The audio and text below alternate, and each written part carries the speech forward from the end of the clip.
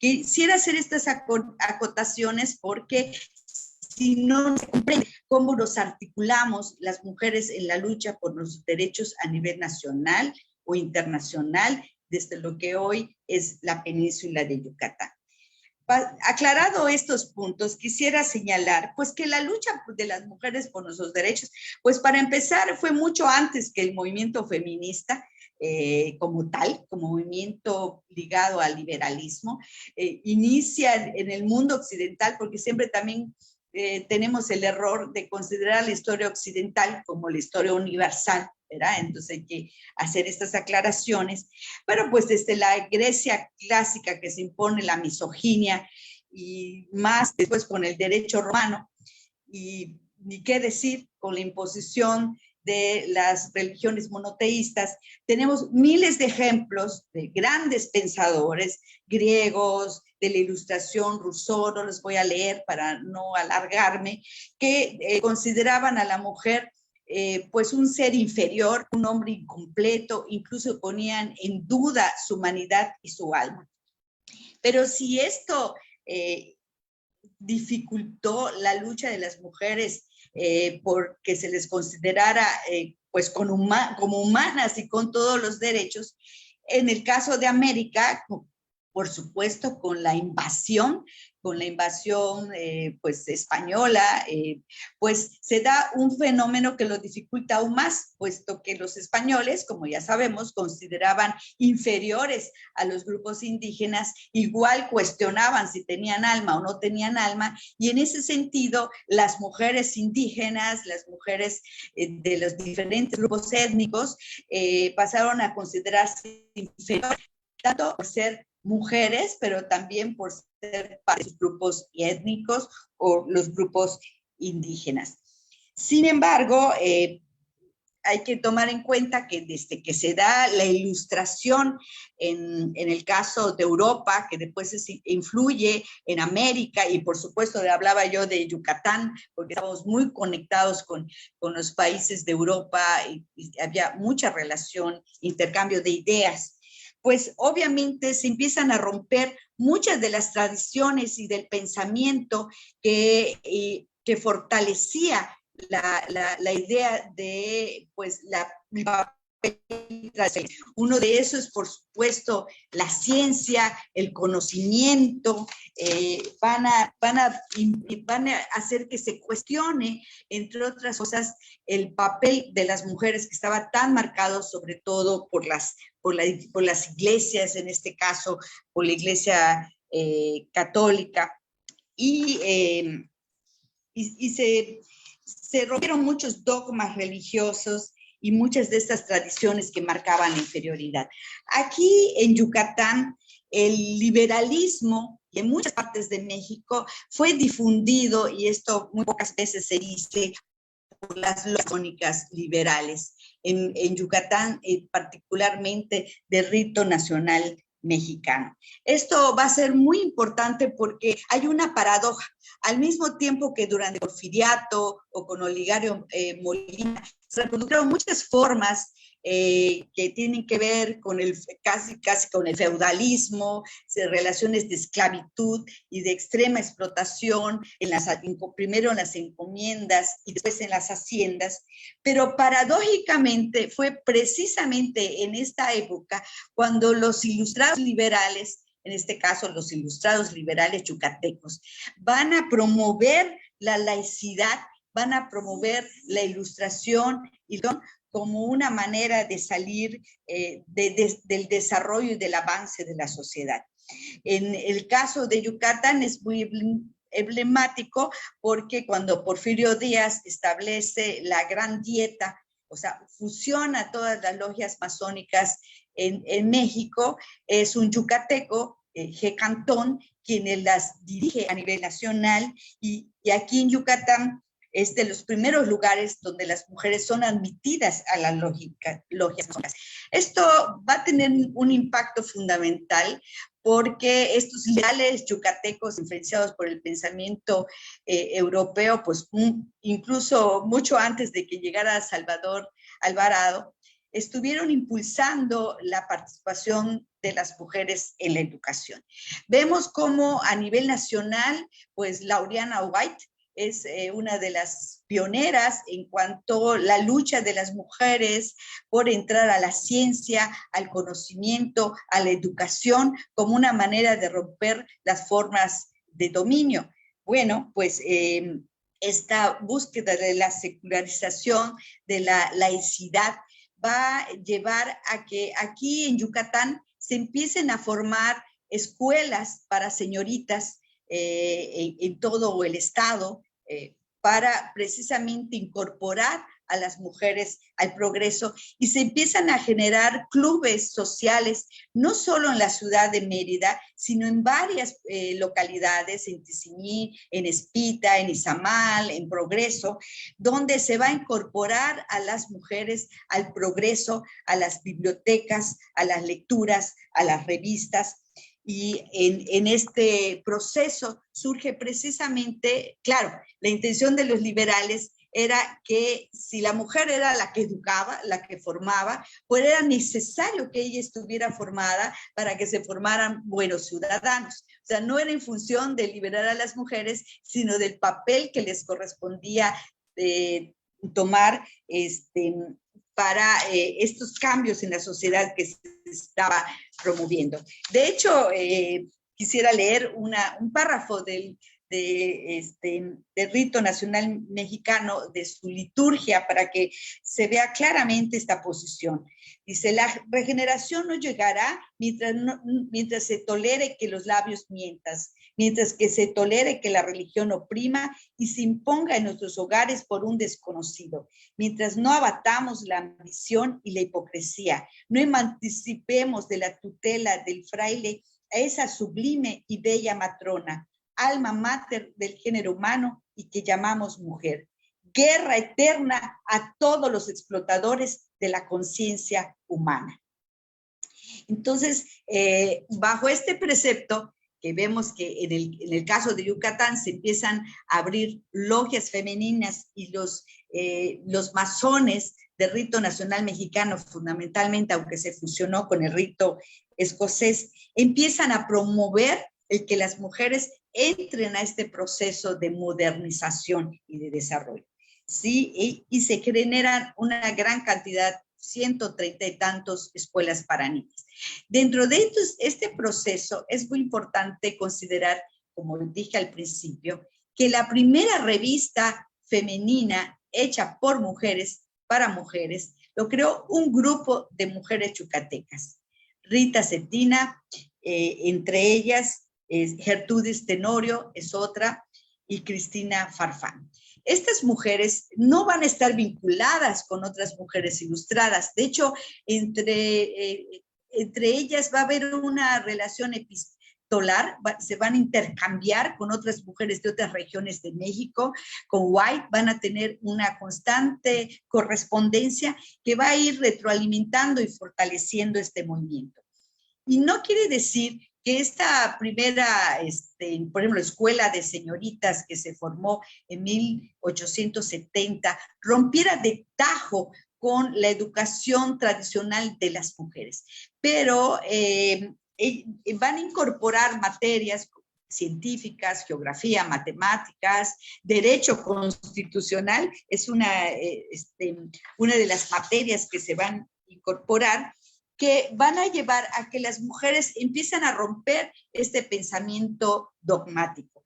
Va a haber un fuerte anticlericalismo entre estos, un movimiento anticlerical en estas logias masónicas yucatecas que van a formar escuelas como la de emulación, y que esto se va a reflejar en el pensamiento de las mujeres ilustradas de este periodo. Son 131 escuelas que se van a crear. Por supuesto que si bien no se rompe totalmente este pensamiento tradicional, ya cuando llega Salvador Alvarado en 1915, pues se va a encontrar una masa crítica de mujeres, un grupo de maestras que pasaron por las aulas de Rita Cetina. Yo hice un ejercicio de genealogías de estas mujeres y las más importantes pertenecían a familias masónicas. Por ejemplo, todas las organizadoras del primer Congreso Feminista, Consuelo Zavala, Dominga Pastrana, van a formar parte de grupos de liberales masónicos que existían en Yucatán. ¿Sí? Pero me estoy adelantando, perdonen, sí, revuelvo un poco las cosas, pero todo este proceso que estoy explicando que se da en Yucatán durante el movimiento porfirista y durante estos movimientos de ilustración y de liberalismo yucateco, paradójicamente se da al mismo tiempo que en el estado, de lo que hoy es el estado de Quintana Roo, se estaba dando una lucha de los mayas, esta lucha que empezó en 1847, decía yo que duró 50 años, y que por lo tanto, cuando se está dando este proceso, también se está dando la guerra de estos liberales yucatecos y del ejército yucateco contra los mayas Cruzó de Quintana Roo. ¿Por qué quisiera señalar esta situación?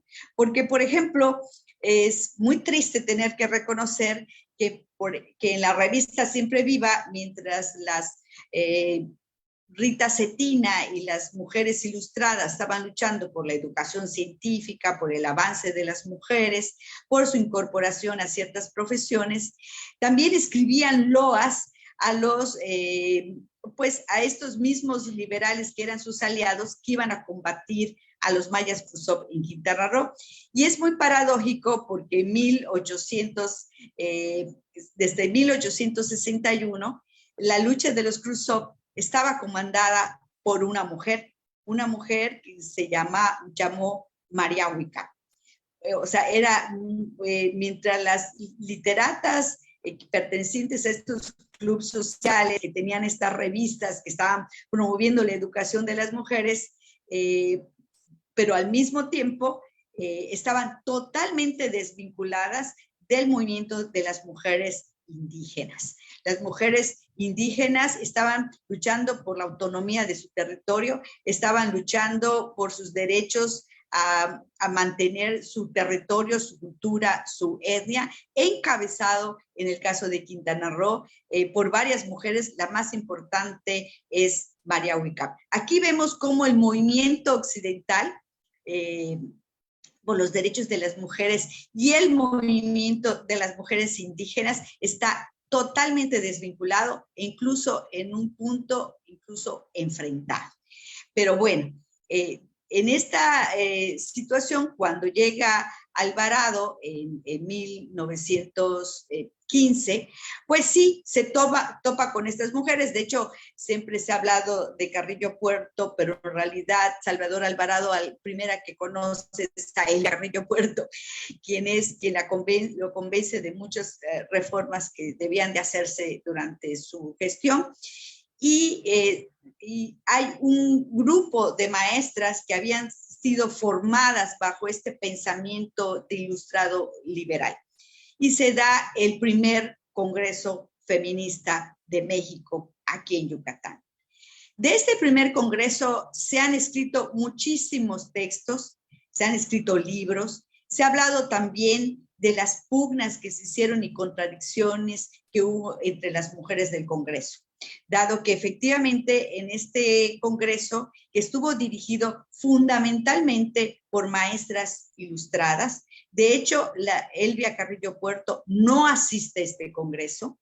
Este congreso establece que solo pueden asistir mujeres con primaria, aunque sea con primaria incompleta. O sea, este reglamento impide la participación de campesinas y obreros. Es un congreso fundamentalmente de clase media, mujeres occidentales, blancas, mestizas, maestras ilustradas, pero muy influenciadas por este pensamiento liberal.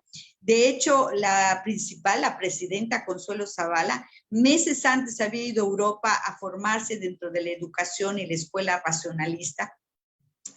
Y si ustedes ven, pues las discusiones que se van a dar en el Congreso. Voy a leer cuáles serán los temas. ¿Cuáles son los medios sociales que deben emplearse para no mentir a la mujer del yugo de las tradiciones? ¿Cuál es el papel que corresponde a la escuela primaria en la reivindicación femenina, ya que aquella tiene por finalidad preparar para la vida?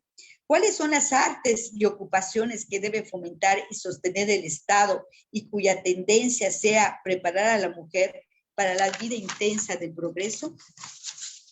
¿Cuáles son las funciones públicas que puede y debe desempeñar la mujer a fin de que no solamente sea elemento dirigido, sino también dirigente de la sociedad? Una de las pugnas que se dio en este Congreso, todas, bueno, o casi todas, estaban de acuerdo en que no había ningún impedimento ni biológico, ni en la constitución del cerebro, ni en la inteligencia, para que las mujeres incursionaran en todos los trabajos, en todas las profesiones posibles, incluso en la vida política.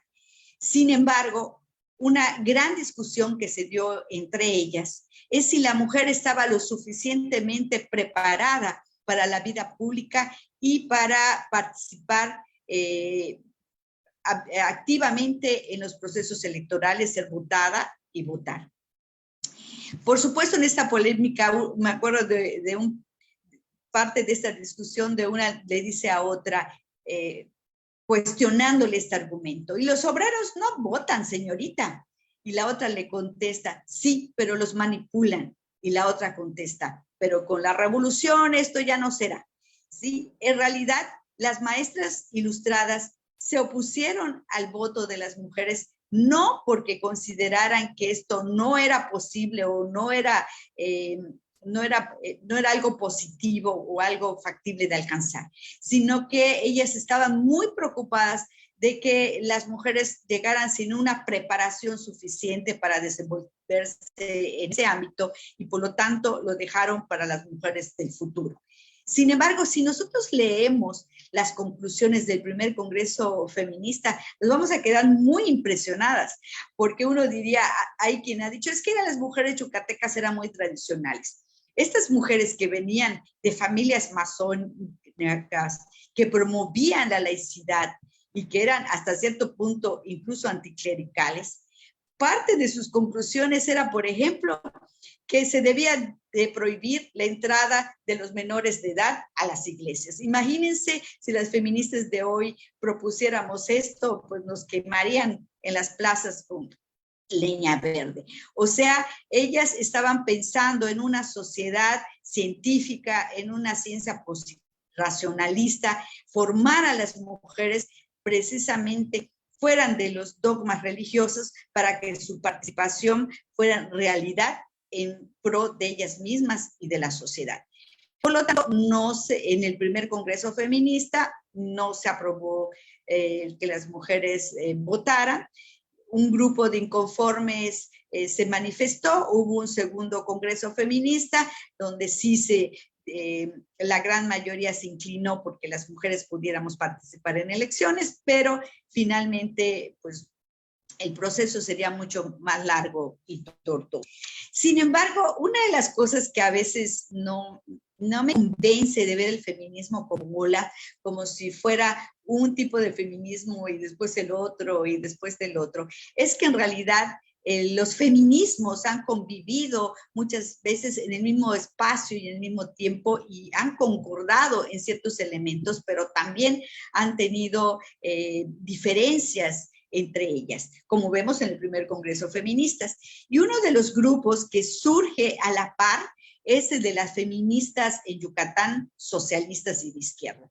Ya vemos que en México, pues como en otras partes del mundo, había feministas anarquistas, y en el caso de Yucatán se dio una fuerte relación entre el Partido Socialista del Sureste y un grupo de mujeres donde la más conocida es Elvia Carrillo Puerto, pero que hay otras, Aline, Susana Betancourt, que van a ser mucho más radicales en sus posturas que las feministas liberales. Para empezar, las feministas socialistas yucatecas que se fortalecen en el gobierno de Felipe Carrillo Puerto y con el socialismo yucateco, no solo van a luchar por el sufragio abiertamente, sino que estas socialistas estaban muy influenciadas por las rusas y las alemanas. Generalmente, cuando se habla del feminismo y de estas feministas, como Elvia Carrillo Puerto,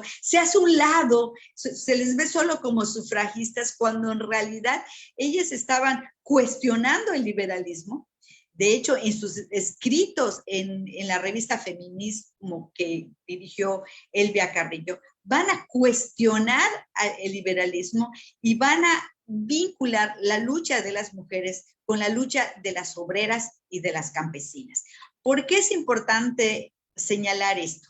Porque ya decíamos que las liberales, por ejemplo, de la época de Rita Cetina, estaban totalmente desvinculadas con las luchas de los grupos indígenas e incluso con la lucha de los grupos de mujeres obreras. Sin embargo, en el caso de las mujeres socialistas yucatecas, que van a formar con ligas Rita Cetina en la mitad del estado, van a incorporar a las mujeres mayas, y van a incorporarlas no solo físicamente, sino van a incorporar sus agendas.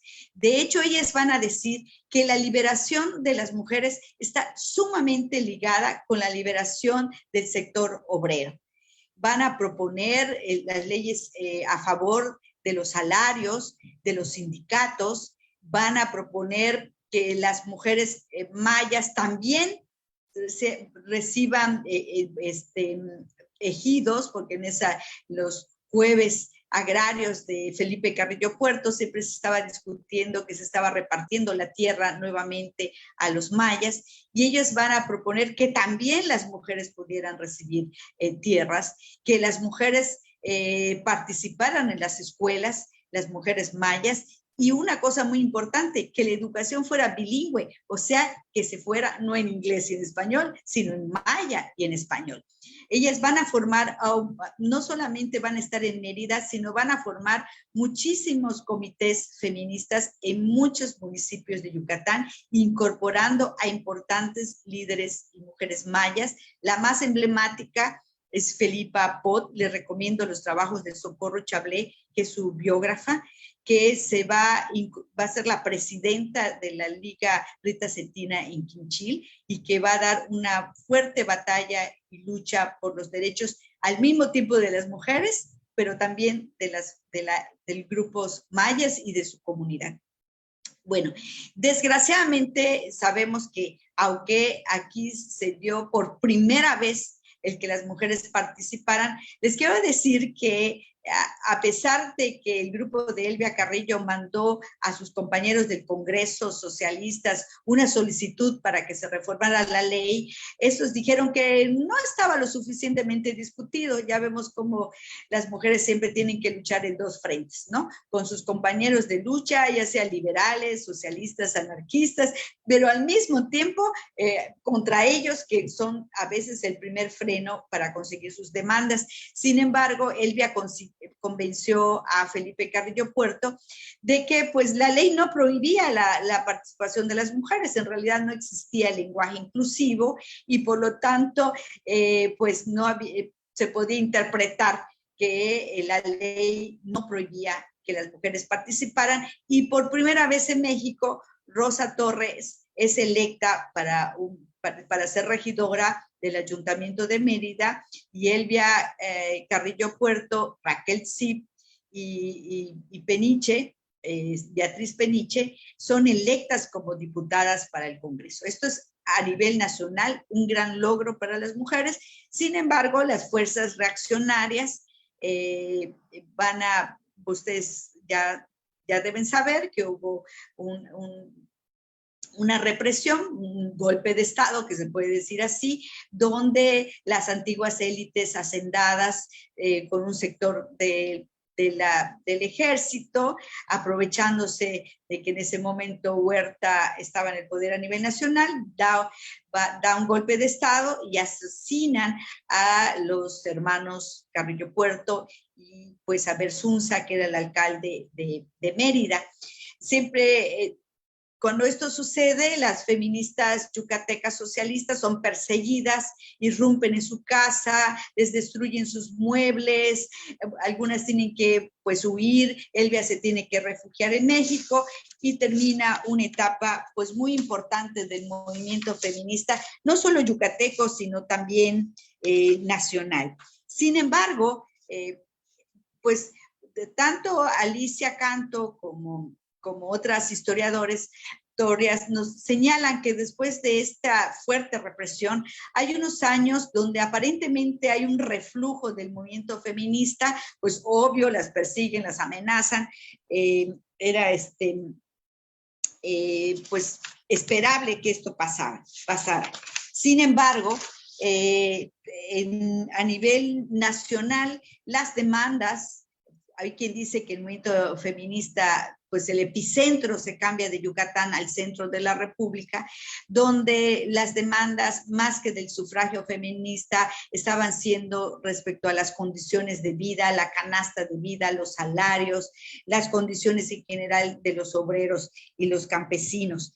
De hecho, en estos años, en los años 30, en 1935, en estos años del 31 al 34 más o menos, se dan congresos, 3 congresos a nivel nacional, obreros campesinos, uno de ellos en Yucatán.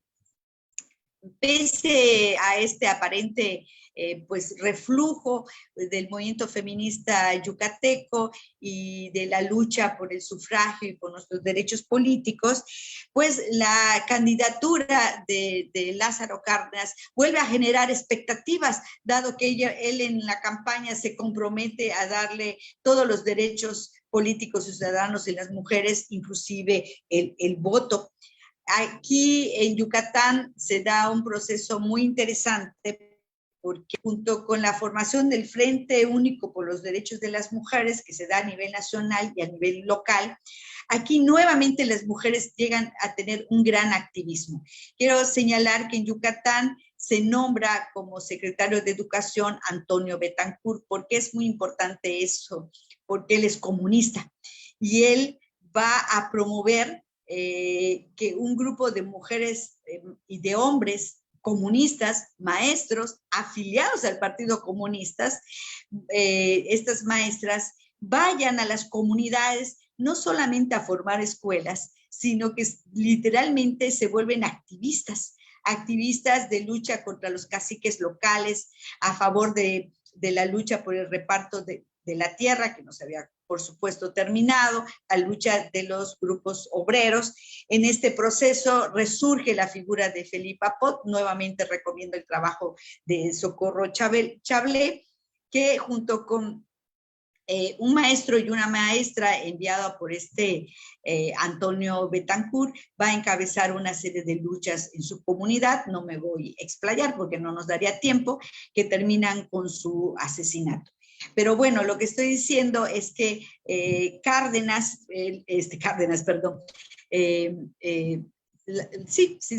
Lázaro Cárdenas va a generar esa expectativa. Sin embargo, con el pretexto de que las mujeres estaban muy influenciadas por la iglesia, supuestamente, no se les concede el voto. Esto igual va a pasar en España. Recuerdo un texto de Clara Campoamor en 1930 y tantos, esos mismos años, donde le recrimina a sus compañeros que a sus hijas las tenían en escuelas de monjas y que ahora, con el pretexto de que las mujeres éramos conservadoras y ligadas con las iglesias, nuevamente se nos niega nuestros derechos pues los plenos derechos políticos y económicos. Y hasta 1953, todos lo sabemos, cuando a nivel nacional se nos da el derecho todos los derechos plenos a votar y ser votadas y a participar en los sufragios con Ruiz Cortines. ¿Qué pasa en Yucatán? En realidad, las feministas se extinguieron como los dinosaurios, algunos dirían, o se fue el epicentro al centro de la lucha feminista y en Yucatán no pasa nada, de ninguna manera.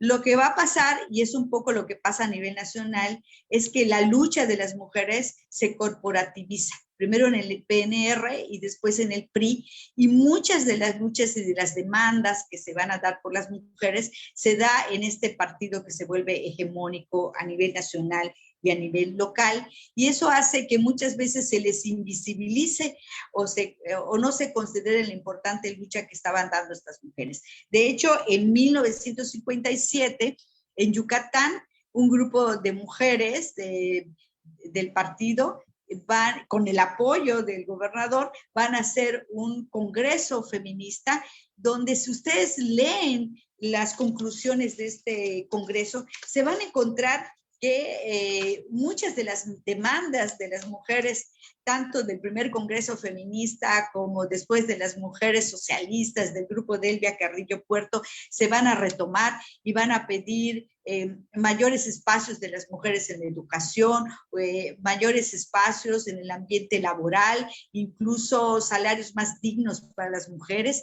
Van a pedir centros de apoyo jurídico para los casos de las mujeres que requieran ser asesoradas por casos de violencia, centros de capacitación. Van a pedir créditos para las mujeres, que las mujeres campesinas también fueran sujetas de créditos para producir en el campo en general. De hecho, Elvia Carrillo Puerto, que vive en México, les va a enviar una hermosísima carta felicitándolas por continuar con la bandera de lucha. Van a haber otros congresos en 1984, el primer foro para la integración de la mujer al desarrollo, y en el 1996 otro congreso de la mujer yucateca. Todo esto se da en el margen, y esto es muy importante señalar, que la lucha del feminismo, tanto en Yucatán como en México, va a estar asociada con la lucha internacional, desde la Conferencia Mundial de las Mujeres en 1975, que se dio aquí en México, como las diferentes eventos como la CEDAW en 1975 o el Congreso Mundial de la Mujer en Pekín en 1995, el Belén do Pará del 92 al 96. Va a haber una serie de un gran activismo de las mujeres a nivel internacional, donde las mujeres participan. Y por cierto que México siempre ha firmado los tratados internacionales, nunca los respeta, pero sí los firma. Pero esto de alguna manera va a fortalecer la lucha de las mujeres en México. Otra de las cosas que se van a dar, pero ya adentrado el siglo XX, que ya no van a ser solamente las mujeres del PNR y después del PRI, que van a continuar la lucha feminista, sino que se van a incorporar mujeres de diferentes partidos, del PAN, del PRD, del PT, actualmente de Morena, que van a agarrar las demandas y las banderas de la lucha feminista en Yucatán y en México. En el caso de Yucatán, como en muchas partes, también se va a dar una gran participación de organizaciones no partidarias. Aquí una de las más emblemáticas es UNACE, formada por Sandra Peniche, donde se van a defender los derechos sexuales y reproductivos de las mujeres. En ese sentido es una organización pionera, muy reconocida a nivel nacional, y otras tantas organizaciones muy importantes que no voy a mencionar a todas. Pero otra cosa que se va a dar es que desde el 2001 se forma el Instituto de las Mujeres a nivel nacional y los institutos en los estados, lo que va a llevar que se puedan dar políticas públicas a favor de las mujeres en las diferentes instituciones de los estados. A mí me tocó particularmente ser directora del Instituto para la Equidad de Género en el 2007, en el 2008, y tuve la oportunidad de trabajar en coordinación con las organizaciones ciudadanas y las organizaciones civiles para poder promover una agenda de las mujeres, entre ellas, pues ahorita la mayor participación política de las mujeres, las famosas cuotas, que hoy nos permiten luchar por el 50% de las posiciones. Me quedan 5 minutos. Nada más quisiera hablar así en 5 minutos de las grandes discusiones que se dan a nivel nacional y Yucatán dentro del movimiento feminista. Una cosa es la descolonización del feminismo. Aquí en Yucatán, como en otras partes, existen movimientos de las mujeres indígenas que de alguna manera cuestionan nuestro feminismo occidental positivamente, porque efectivamente mucho del bagaje de la construcción de la perspectiva llamada de género se hizo desde la posición de las mujeres blancas occidentales, sin tomar en cuenta las culturas, las diferentes culturas y el papel de las mujeres indígenas dentro de ellas. Otra gran polémica y discusión que se da es entre el grupo de la diversidad sexual, los queer, por ejemplo. Hay una polémica donde hay feministas que dicen, confunden sexo con género y dicen, no, las mujeres transgénero no son parte del movimiento feminista. Yo no estoy de acuerdo con eso, por supuesto, pero también hay esta posición de ciertos grupos queer que dicen, no, ya no hay que hablar de mujer, hay que hablar de seres menstruantes, y con esto vuelven a invisibilizarnos a las mujeres, en los cuales hay un grupo de feministas que no estamos de acuerdo. Entonces, hay este diálogo con mujeres indígenas, con mujeres de la diversidad sexual, que se ha dado diversas polémicas, pero lo que sí es cierto es que las calles de Yucatán y a nivel nacional, los 8 de marzo, los 25 de noviembre, son tomados por miles de mujeres de grupos colectivos de jóvenes que han tomado la estafeta, que están luchando contra la no violencia hacia las mujeres, por nuestros derechos a nuestro cuerpo, a nuestra sexualidad. Todavía ayer estábamos festejando el hecho de que el Poder Judicial declare el aborto de las mujeres como totalmente legal, sin ninguna condicionante, y que en ese sentido estamos en un momento muy álgido del feminismo, a pesar de que siguen las brechas de género.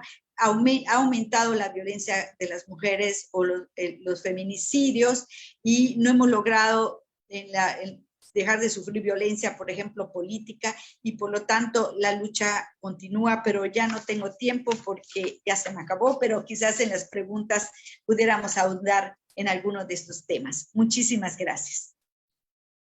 Muchas gracias a la maestra Georgina Rosado. Creo que todos hemos disfrutado su narración de cómo Yucatán ha contribuido, a lo mejor inesperadamente desde esta historia centralista, a la emancipación de las mujeres y a la obtención de derechos. Yo quisiera, maestra Rosado, y ahorita abrimos por si hay preguntas de alguien más de aquí, de quienes están presentes o en las redes sociales, que ahondara en esta necesidad de contar tal vez la historia desde otro lugar, ¿no? Generalmente las instituciones que se han dedicado a registrar la historia, pues han sido las instituciones nacionales que están radicadas casi en su mayoría en la Ciudad de México, pero nos perdemos todas estas discusiones, todos estos debates y aportaciones que se han llevado a cabo desde otros lugares, y como dice usted, en Yucatán, donde habrá quien piense que todo es tranquilo y no pasa nada, pero resulta que ha sido el epicentro en algunos momentos del feminismo nacional. Entonces, si pudiera usted ahondar un poco en esto. Muchas gracias. Sí, gracias. Bueno, esto le pasa al movimiento feminista, pero lo podemos aplicar en muchísimos temas, ¿no? Por ejemplo, siempre se habla de la revolución y como que la revolución nos las trajo Alvarado, ¿no? Y que en Yucatán, pues, estábamos en la hamaca, crash, ¿no? Golpeando la pared, cuando en realidad aquí en 1847 se dio una gran revolución donde dice que es de la guerra de castas, pero es una mala interpretación. En realidad es una lucha contra los avances del capitalismo que habían generado que los indígenas perdieran su territorio, que perdieran sus formas de autogobierno y que fueran violentados en más de un sentido. Y en ese sentido, por ejemplo, uno piensa que la revolución no las trajeron cuando nosotros ya estábamos en la revolución en 1847 por 50 años. Y cuando precisamente, por ejemplo, la llamada chispa de la revolución que se dio en Valladolid en 1910, uno lo desarticula con este movimiento que se dio de la llamada guerra de castas o con el movimiento que se dio a nivel del centro, sin embargo, donde participó, por cierto, Elvia y Rosa Torre, y sin embargo, cuando reprimen el movimiento de 1910 de Valladolid, los que lo iniciaron se van a refugiar a Chumpón, donde estaban los Khrushchev revolucionarios mayas. ¿Sí?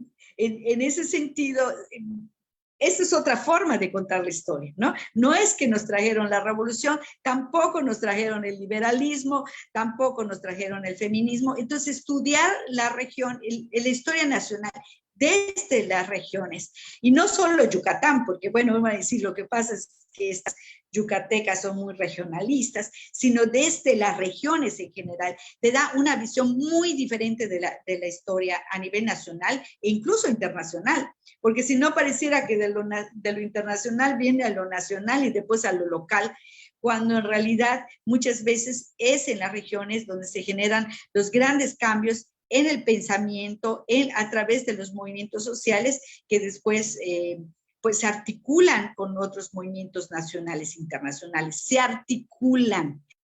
Quiero señalar esta palabra de articulación, porque no es que se traiga de allá para acá o de acá para allá, sino que realmente se van articulando los procesos. Muchas gracias por esta respuesta. Por allá me dicen algunos que están escribiendo sus preguntas en el chat, en lo que acaban de escribirlas. Yo sí quisiera pedirle, maestra Georgina Rosado, que pronto nos ofrezca un libro sobre la historia del feminismo en Yucatán, porque, como usted lo mencionó, hay muchas fuentes documentales, hay muchas evidencias de qué fue lo que aportó este Estado al feminismo nacional. Y yo le preguntaría si sigue aportando con esa misma intensidad. Como usted ve, nos explicó, bueno, hay un proceso de corporativización de las luchas sociales, la pacificación del país a través de los partidos políticos, pero uno extraña a lo mejor esta fuerza social no encauzada todavía en proyectos políticos específicos donde podíamos ver a las mujeres en especial participando. Entonces, esta sería una primera pregunta. Ahorita voy a juntarla con la que viene, ¿no? Si las mujeres yucatecas reconocen este pasado, si lo tienen a la mano, o si falta ahí algún tipo de comprensión de un pasado que puede ayudar a construir el presente y el futuro. Y Mirel Torres Vega nos dice muchas gracias, muy interesante toda esta historia, noticias de Sandra Peniche. Solo quería comentar que yo vivo en Morelos y aquí aún no es legal el aborto. Espero que esto cambie pronto. Bueno, pues si quiere comentar algo al respecto de esto, maestra, y ahorita vamos a esperar si hay alguna otra. Pues mira, precisamente en estos momentos donde muchos movimientos parecieran estar corporativizados, incluso ciertos movimientos indígenas, y la izquierda, yo soy una mujer de izquierda, pareciera estar muy sometida y muy blandita. Si hay un movimiento álgido a nivel nacional, y Yucatán no es la excepción, es el movimiento feminista, que no han logrado corporativizar ni han logrado de alguna manera controlar. Pues vean las vallas que se forman cuando son los 8 de marzo, precisamente porque no es un movimiento que tenga una sola dirección y que por lo tanto se la coopto todo el movimiento, sino es un movimiento que tiene múltiples expresiones. En Yucatán hay muchos grupos de jóvenes nuevas que han surgido, por ejemplo, Igualdad Sustantiva, que hizo un evento ayer por el derecho al aborto. Hay grupos de teatro que están retomando, por ejemplo, el de Lilia Hernández, que hizo una obra, Corriendo con Lobas, que han estado retomando esta historia, haciendo representaciones incluso teatrales, precisamente para que podamos no olvidarnos, porque es muy fácil a veces es muy propio de los jóvenes pensar que el mundo empezó hoy y que pensó con ellos. Por eso me encanta que las jóvenes retomen esta historia a nuestras ancestras, a Rita Cetina, a Elvia Carrillo Puerto, a Susana Betancur, a Felipa Pot, y que a través de artículos periodísticos, libros, en el caso del que yo coordino, Las hijas de Eva, se los recomiendo, no sé cómo se los podría hacer llevar, es de la editorial de la universidad. También tengo la historia de las mujeres mayas, Krusov, como el de María Huicap, porque son dos historias aparentemente paralelas que a veces se unen, la historia de las mujeres indígenas que están luchando y por otro lado de las mujeres occidentales. Yo he podido abarcar las dos, se llaman Género y dualidad entre los mayas rebeldes, el de María Huicap y las mujeres mayas, y Las hijas de Eva. Claro, no soy la única y les recomiendo los libros de Piedad Peniche, los artículos de Socorro Chablé, son muy importantísimos, y de otras escritoras yucatecas que pueden consultar, les puedo mandar la bibliografía. Pero sí, sigue álgido el movimiento. Yo creo que es un movimiento nacional que se expresa de diferentes modos en las diferentes regiones, pero aquí en Yucatán sigue siendo un movimiento vivo y muy presente, ¿no? Y seguimos luchando. Por supuesto, alguien me preguntaba, ¿ha fracasado el movimiento feminista? ¿Por qué hay tanto feminicidio? Yo siempre respondo lo mismo.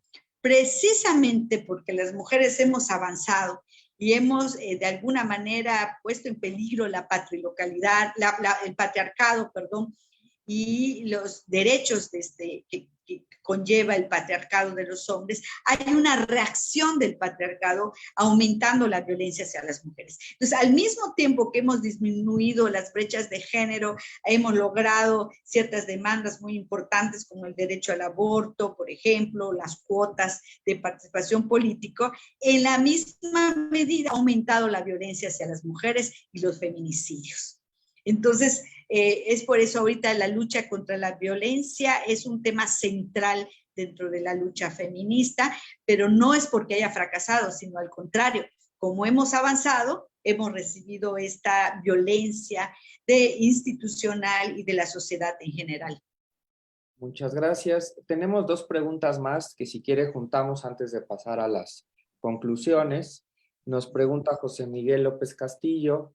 Dice, mencionó que algunos grupos feministas socialistas en Yucatán tuvieron influencia de figuras feministas rusas. Me gustaría saber cuáles fueron algunas de las aportaciones a estos pensamientos revolucionarios. Bueno, pues podríamos mencionar algunas rusas como Krupskaya, Colón, Tai. Muchas gracias, muy interesante. Y Claudia, si quiere leemos las dos, maestra, perdón. Claudia Altaira nos dice, ¿cómo han influido las identidades étnicas y culturales en la formación y evolución de los movimientos sociales y feministas en Yucatán y de qué manera se refleja esto en las estrategias y objetivos del movimiento? Ahora sí, maestra.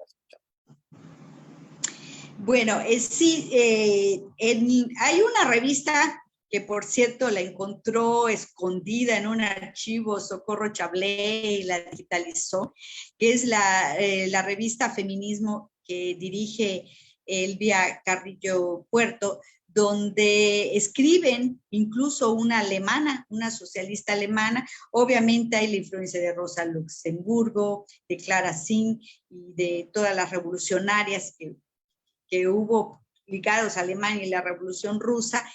¿Y cómo se va a influir eso, por ejemplo? Las feministas socialistas no solamente van a cuestionar pues las relaciones tradicionales feudalistas que encontró Alvarado, sino al liberalismo mismo, y van a cuestionar, por ejemplo, la célula básica de la sociedad burguesa.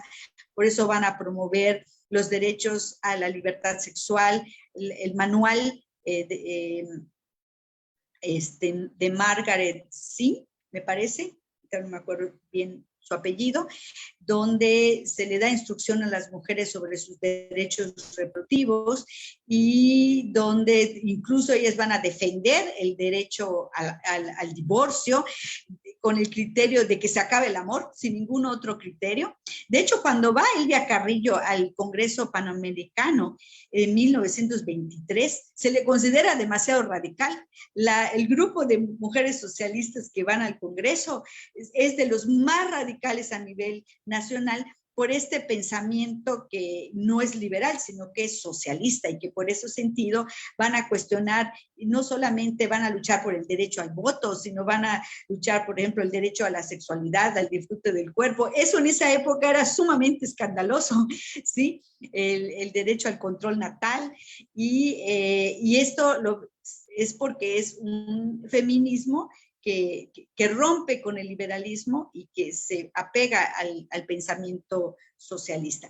En el caso del movimiento indígena, en el caso del grupo yucateco, han surgido unos grupos, tanto de la lucha política como de los grupos de artistas, literatas. Está Soco Loesa, la poetisa María Elisa Chavarrea y otras mujeres que están luchando, que incluso salen a marchar con su ropa tradicional, con hipiles, con sus propias demandas, y debo de reconocer que entre las marchas del 8 de marzo se pierden, son un grupo minoritario, predominan las mujeres blancas, jóvenes occidentales en los movimientos, sobre todo en la capital. Sin embargo, estas mujeres cada día se están fortaleciendo más, se están organizando, están generando su propia agenda y están luchando porque se pongan en el centro también de nuestras demandas. Yo tengo un estudio, lástima, no tengo mucho tiempo,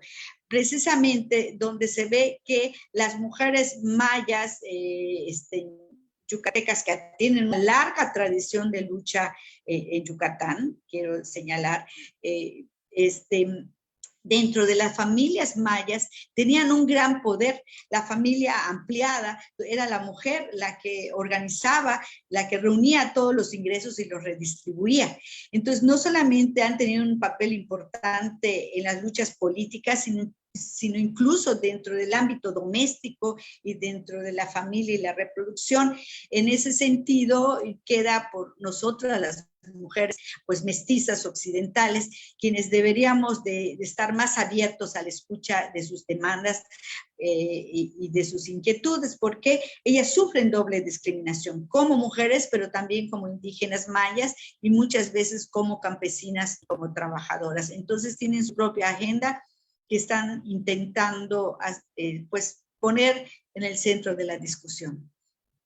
Bueno, pues estamos llegando a la recta final. Lamentablemente el tiempo nos persigue siempre, pero antes de pedirle a la maestra pues, que pase a sus conclusiones para cerrar su conferencia magistral, quiero agradecerle a nombre de la Asociación Interdisciplinaria para el Estudio de la Historia de México, de la cual es socia honoraria, a la maestra Georgina Rosado por habernos dado este tiempo para hablarnos de este tema tan importante que es la historia de las mujeres en nuestro país, que como lo dice en su título de su conferencia, pues no ha sido un camino fácil, sino un camino lleno de dificultades que afortunadamente se han ido cada día pues resolviendo al menos un poquito. Si quisiera pasar a sus conclusiones, maestra, por favor. Bueno, pues muchísimas gracias, Rogelio, amigo, y por supuesto a la asociación. Me siento muy honrada. Y las conclusiones es que la lucha sigue, porque como dije en mi intervención anterior, pues todavía quedan muchos elementos que no se han logrado. Existen todavía las brechas de género. Hemos logrado, por ejemplo, el 50% de las posiciones de las cuotas. Sin embargo, hay una gran violencia política hacia las mujeres que se vive en Yucatán y en otras partes cuando queremos participar. También se han disparado los feminicidios a nivel nacional, y Yucatán no es la excepción, y diferentes formas de violencia hacia las mujeres.